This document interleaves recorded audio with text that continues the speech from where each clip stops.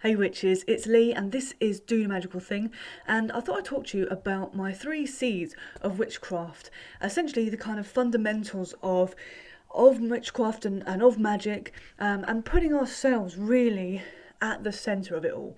And I think, last video we spoke about witchcraft as its own kind of thing, but where do we fit in that, and how really do we go about affecting magical change? So we're going to look at these 3 things, and you might find them, these terms perhaps a little bit mundane, but I think the more that we try and mystify or obscure these sort of terms and witchcraft in general, I think the more we run the risk of othering it and putting it somewhere else, and it's not something that we can do. We end up sitting in this kind of learned helplessness, if you like. And I think for me that it runs the risk of not achieving what you possibly can do, because you can obviously do the magical thing. You are a powerful witch, no matter how long or short you've been practicing. And so it's not only the fact that it disempowers you, but it's also the fact that it runs the risk of leaving you open to sort of those gurus out there who claim they've got this mysterious secret, and you think, oh well, I'll just go with that because it's easier and I don't have to think about it too much, and maybe it's just curiosity, maybe it's not even that, maybe it's just a desire to try and learn everything at once. But actually, if you build your foundation solidly enough, you'll not feel this sort of sense of lack, and you'll ideally be like, yeah, you know what, I know what I'm doing, basically, and if I want to include this, I can, but I'm not desperately seeking out stuff to the point where I overextend my energy. Energy, we're talking literally here, if you're paying money for stuff that is information you could gain in time, rather than, something that you pay for needlessly, perhaps. So we just have to be cautious of that kind of thing. So what are these 3 C's I'm banging on about? Well, my first C is connection. So connection is really, in this instance and in my sort of definition of it, it's how we are really related to our surroundings, our fellow beings, and our wider universe. Now, we have lots of connections, don't we? We have sort of familial connections, and that's all fine and dandy, but let's talk about the connections on a greater scale and on a more kind of intrinsic scale. Universal matter is what we're all made up of, and there's bits of us in stars and seagulls and bits of stone, because we think about the term universal matter, we're really thinking about the elements and the parts of us. And in physics, actually, there's a kind of archaic term, I don't think anyone really uses anymore, called Ilm, Y-L-E-M. And Ilm, it basically means universal matter, and it's described as the stuff that came out of the egg that cracked at the Big Bang. And I think that's quite a fun little visualization, really, isn't it, of like all this stuff oozing out into into space, I suppose, and us growing from that, celestial bodies growing from that, everything really coming from that, your universal source.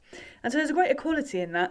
And also there's a bit of humbleness too, because as much as we're, in stars, we're also in, garbage or rubbish or whatever you want to call it. We're in, stuff you don't really want to relate yourself to as a human, but it's true.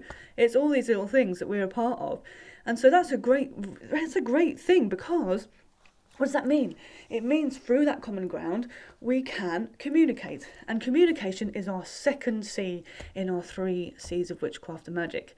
So communication is how we interact with our surroundings, our fellow beings, our wider universe. And what we want to be very clear with communication is, what are we trying to say? When we're doing spell work, what exactly is it that you want? What are you trying to affect?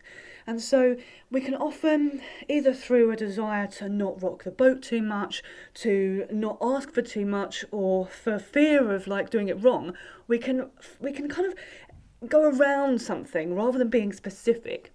And so communication should be really clear, really specific. And that's your second C. Now, the third C is how you go about doing that, how you go about what you're trying to say, and the thing that you're trying to say it to is the sort of connection, yeah? The thing that you're connecting to, the thing you're trying to say, and how about how you are going to go about saying it. So creativity is our third C in our C's of witchcraft and magic, and I love this one because it really allows you to have fun and play and do all sorts of stuff. And it doesn't matter if you don't think of yourself as a creative person, because anything you do is creative. Humans are naturally people who make and fiddle around with things and try stuff out. So just think of it as writing a list, as, anything you do can be made magical. With making something, it could be you're making an amazing dinner, you're putting in some kitchen witchery there. Maybe it's that you're crafting you could be crafting anything. It could be a textile, maybe you're doing some sewing. That doesn't seem particularly magical, but you could put an intention with every stitch in there. You could sew a sigil, you could do anything you like, really, in terms of embroidery and all that sort of thing. Never underestimate the things that you're doing and you're good at, even things you're a bit rubbish at. Who cares? Give it a go, make it magical. So creativity is really our spark, our ability to really try stuff out, play around with it. It's about using all your different senses. Let's not just go for communication. Let's go for, in terms of the verbal way we communicate. That's quite a default setting, isn't it? Let's consider about what smells really appeal to us, like, for instance, smoke, Smoke can be something that is a warning, that's quite a clear communication. It could be like something on fire, we need to sort it out. Or it could be, there's something cooking, I can smell something that's doing good, and you want to be a part of that, And then with hearing, you can hear something, maybe there's a certain sound, I was talking about in the last video about my favourite tools and my rattle, my sort of bells that remind me of joy and excitement, and maybe you could layer that into your spell. The element of, obviously with taste, maybe you want to create something that's sweet to draw something in, maybe you'll use that in your spells, maybe make a jar and put some honey in there. If not, you might want to repel something, maybe you do something bitter, put something bitter in there, maybe some lemons in there to sour things up a little bit. It's entirely up to you what you do, and really symbolism is our key way, our condensed way of meaning, and we can layer and layer and layer symbolism quite wonderfully in spell work, and really have that desired effect amplified by incorporating all these different things. With touch, for instance, you've got things like freezers, freezer spells. You're thinking something that's contained, that's cold, you might want to touch it, something you want to put away from you, it's freezing something in place. And then you've got things like a warming spell, maybe you use some kind of like warm water as a cleansing bath, something like that, to draw in and really excite, the energies with that heat there, quite literally and metaphysically too. So just to recap, those three things, those three C's of witchcraft, at least how I see it, are connection, communication, and creativity. And as I say, these are a foundation that you can build upon. You are the person in that little driving seat to get zooming out there and do all sorts of magical workings. And really, the best thing about it is it's non-denominational. It doesn't matter what kind of witch you are, you can incorporate it into your practice. And also, it just involves you. You don't need a coven for this. You can just review these things as you are. And so hopefully it's a helpful tool to you. Let me know if you've got your own version of the three C's. Let me know if you, have done, a little conceptualization of it. Has it helped you with your spell work? And talking about helping you with your spell work, in the next bit in our magical thing to do, we are going to look at how to use it as a visualization tool, but not only that, as a bit of a spell hacker too. We've done the magical theory, let's do the magical thing. Okay, witches, here's our magical thing to do. Now we can use this in one of two ways. I said it's a visualization exercise, and it is, but we can also use it for kind of troubleshooting our spell work. So here's my three C's of witchcraft, as we discussed. We've got our connection, our communication, and creativity.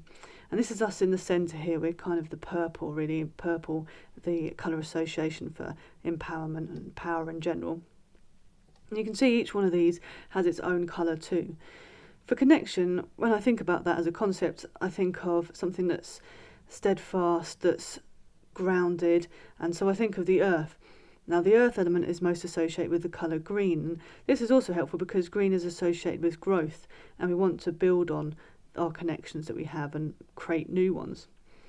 With communication, we literally use the element of air to communicate, to speak, and you think of things like birdsong and such like that are travelling on the air, sound waves itself or themselves. And with air, we most associate that, elementally at least, with the colour yellow. With creativity, often we think of creativity as inspiration or like a spark. And so it's not too hard to jump from spark to fire as the element. And elements of fire is normally associated with red or orange, but I particularly like the orange. I think it gives us a bit of a sense of speed, of movement, and perhaps a little bit true to life in terms of the coloration of it. So each one of these we can use as a sort of grounding or meditative exercise by drawing the circles. Now, if you aren't a big fan or you aren't able to visualise in your mind, you can just keep drawing the circle, using that movement as a grounding and kind of, if you like, a sort of relaxing tool. Just this simple movement, and it keeps your hands busy, as well as focusing on this particular word you have in the centre. Now, you can say that word out loud if you want to, or you can just look at the imagery there and refocus yourself on the sort of fundamentals, really, of the craft. Or at least, as I say, as I see it. Maybe you see it differently, and that's okay. Now, we can take this a step further. So if you can visualise in your mind, then you can picture yourself standing in the centre here and imagining yourself, say you're out standing on the earth or sitting on the earth, however it is you can, and in front of you there's a ring of fire, and it flows through you, and it's a harmless fire. It's something that is symbolic. Perhaps you picture the flames flowing in the circle, or maybe they're just flowing up from the ground. And you can do the same once you've got that image of the fire in your mind. You can do the same with a circle of earth, but because earth is a bit more grounded, as we know, more steadfast, then we might want to think of little mushrooms popping up as these connections pop up that we think of. Or we might think of them slightly swaying if they're already existing. Or we could even think about the interconnections that they all have that we can't see, that fungal network under the ground. With air and with communication, we might think of some yellow leaves that are flowing in that circle. Again, all these energies flowing through you. And those leaves we can also think of as notes, really. So all these three that we have, we can picture in our mind, and we can get that really nice sort of 3D image, if you like, of us standing there with this energetic movement, if you like. Now, how do we use it as a troubleshooter? Well, as you can see, each one has got a particular term attached to it. So if we start with connection, we can think of connection as a who, what we're connected to, who is it? And we can personify even larger themes like abundance. If we think of abundance as a figure that we can communicate with, that is our who. And what exactly do we want to communicate to abundance? Well, we probably want to communicate increase. And so if we're going to communicate increase, how are we going to go about that? So talking to abundance, we want to tell them we want a little bit more of it, and we're going to tell them that how. Well, there's a few things we could use. We could use our currency symbol, so whatever it is you use, you could use that symbol, you could draw it out. Maybe you're making a little spell bag, or you're putting it in a money jar or bowl. You could use colour magic, so whatever the colour of your money is where you are, you could use the associated colours there.